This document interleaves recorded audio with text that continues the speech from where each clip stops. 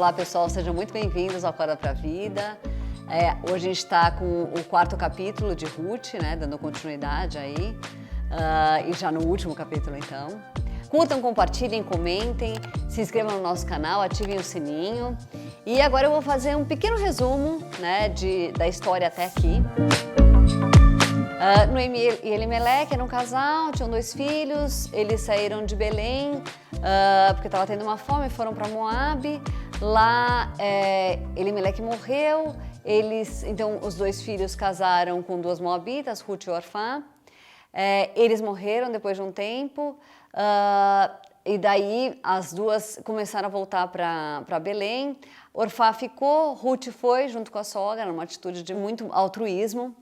E chegando lá, ela foi colher espigas no campo de Boaz, né? Boaz era um parente da Noemi, muito rico e poderoso. E quando ela chegou lá, Boaz deixou ela colher as espigas tranquilamente, ela continuou trabalhando lá. Um belo dia, a Noemi vira para ela e fala: olha, Ruth, você deve casar, eu acho que você tem que fazer assim, toma um banho, põe um perfume, põe a tua melhor roupa, vai até Boaz, descobre o pé dele e daí vê o que ele vai fazer. Ele acordou, então, com ela lá nos pés dele e ela falou que ele era um parente próximo dela e que ele seria um resgatador dela, né? Que ele, então, poderia cuidar dela e da sogra. E nisso, ele falou, olha, então, eu vou primeiro falar com um parente que é ainda mais próximo, né, amanhã, e daí, conforme for, se ele quiser, ele vai ficar com vocês, mas se não, eu mesmo fico. Bom, então foi aí que a gente parou. No dia seguinte, então, ele foi se encontrar, né, na praça da cidade com esse parente próximo, né, de Elimeleque. E daí, então, Boaz explicou, ele falou, olha, o Elimeleque deixou essa nora e a mulher dele, né, a Ruth, então, e a Noemi, e eu quero saber, porque elas estão aqui, você poderia comprar todos as terras deles, né, e ele falou assim, então eu tenho interesse em comprar, assim, eu quero ficar. Ele falou, porque você é o parente mais próximo, né, o Boaz falou. Ele falou, eu quero comprar. Ele falou, só que tem um detalhe, se você quiser comprar essas terras, né, para que essas terras continuem na família do falecido, você vai ter que casar com a Ruth, né, você quer casar com ela e ficar com as terras? Ele falou, então nesse caso não me interessa que eu vou acabar perdendo uma parte da minha herança, então não me interessa, pode ficar você com o meu direito, né? E daí estavam lá o povo como testemunha, né, porque era assim que eles faziam as negociações.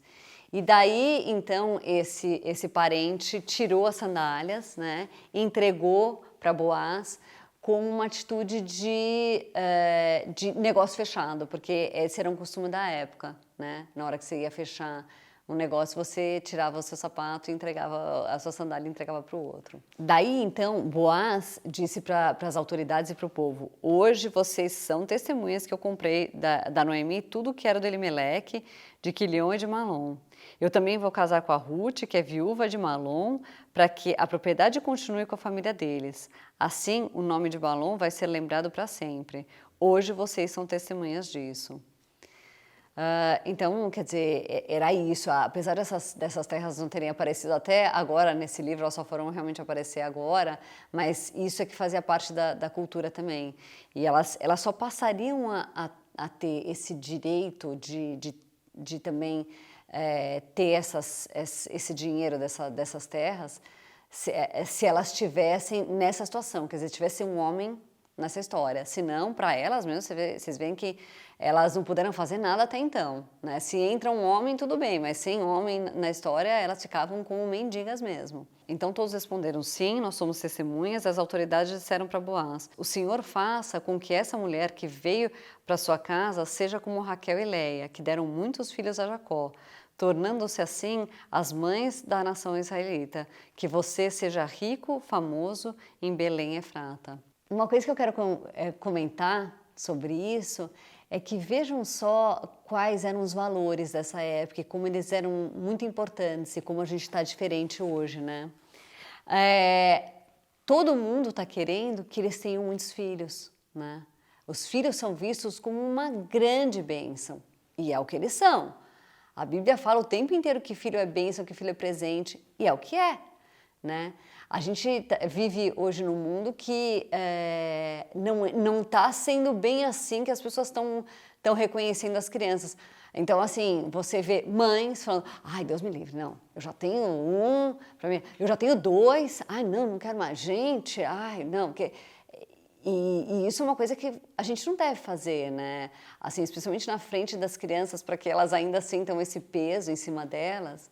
É importante a gente dar muita importância, porque quando você dá importância para uma criança, você dá importância para os seres humanos, né? Você mostra para você mesmo e para o mundo que o que existe de mais importante são pessoas. Né? E justamente quando a gente pensa em não, eu não quero filhos, não quero isso, é justamente porque a gente tem uma cultura de cultuar, né? E de colocar numa posição muito alta as coisas e não as pessoas. Né? Por isso que, ai não, assim tá bom, nossa, não quero mais. E nessa época não se pensava assim. Nessa época as pessoas tinham uma visão muito mais de acordo com a visão de Deus, né? Com relação a filhos. Então, isso é uma coisa também que a gente deve ressaltar e a gente deve repensar, né, os nossos valores. E eles continuaram dizendo que os filhos que Deus te der nesse casamento façam com que a sua família seja como a família de Pérez, filho de Judá e de Tamar.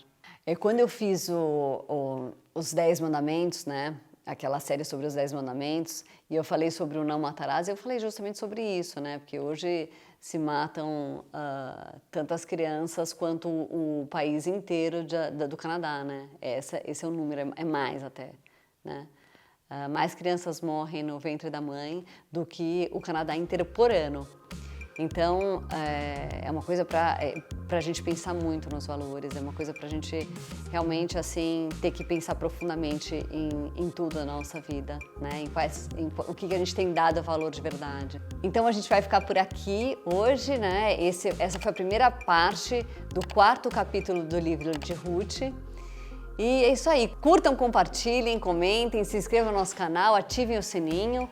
E é isso aí, até a próxima!